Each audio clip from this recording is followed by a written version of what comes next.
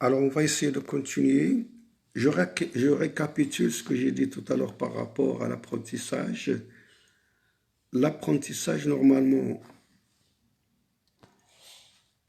l'apprentissage, normalement, par rapport au développement, c'est un outil, normalement, à travers lequel on se réalise. On se réalise à travers, bien sûr, un apprentissage. Alors, apprentissage et vie, apprentissage et développement, apprentissage et réalisation risquent un tout petit peu de se confondre.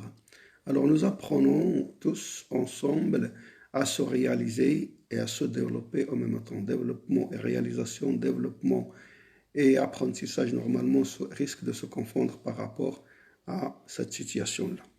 Alors, il faut dire que l'apprentissage commence très tôt, à partir du bas âge, et peut aller jusqu'à la fin de notre vie. Parce que même les grands, même les adultes, même les vieux, les personnes vieilles, les personnes âgées, normalement, apprennent également à travers des situations, à travers également ce qu'ils sont en train de vivre.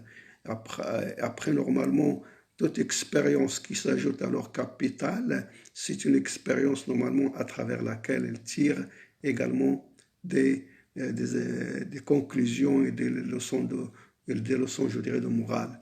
Et c'est pour cela que le développement ne s'arrête pas, je dirais, dans un certain âge, mais il continue avec la vie. Tant que nous sommes encore en vie, nous sommes, je dirais, en train d'acquérir de nouvelles choses normalement qui contribuent à notre développement et à notre réalisation. Pour conclure à ce propos, faudrait-il signaler que l'apprentissage, comme le développement, ne sont pas limités à un âge donné ou à une catégorie bien précise. Nous apprenons tous pour nous développer et nous nous développons tous tout en apprenant des choses essentielles à notre développement tout au long de notre vie. Alors là, c'est une petite conclusion normalement qui un tout petit peu synthétise ce que nous avons déjà dit jusqu'à maintenant. Alors on va essayer de voir un tout petit peu un autre moyen de se développer, de se réaliser, c'est la formation. Alors quand je parle de formation, là je parle de toutes sortes de formations. De toutes sortes de formations, ça pourrait être une formation normale, ordinaire comme la vôtre, ça pourrait être des formations plus ou moins continues, ça pourrait être également des formations accélérées, tout cela ce sont des formations normalement qui se réalisent. Et à travers ces formations, il y a également tout un tas de choses que nous apprenons. Alors vous n'avez qu'à faire un tout petit peu la comparaison de votre apprentissage depuis votre arrivée à l'ENAS jusqu'à maintenant. Vous avez appris certainement beaucoup de choses en matière de communication, en matière, je dirais, de réalisation générale. Ce que vous pouvez réaliser actuellement, vous ne pouvez pas certainement, vous ne pouvez pas certainement le faire depuis votre entrée. Alors, rien que le fait de vivre dans un internat, c'est déjà beaucoup d'apprentissage qui se réalise.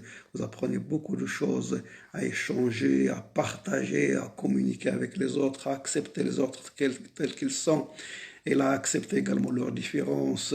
Et ce n'est pas facile, je dirais, ce n'est pas facile de vivre, par exemple, à 4 dans une chambre ou à 2 dans une chambre, s'il n'y a pas réellement ce partage et cette compréhension. Alors, il est essentiel la formation. La formation normalement continue, formation traditionnelle, formation par carte, ou toutes sortes de formations.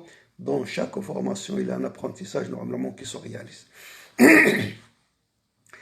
Je voudrais dire également qu'il n'y a qu'aucune formation normalement n'est neutre. Il y a tout le temps, je dirais, un objectif à partir de l'installation d'une formation. Quand on installe une formation, il y a tout le temps, je dirais, un objectif normalement que nous avons installé pour pouvoir le réaliser ou réaliser un objectif bien particulier.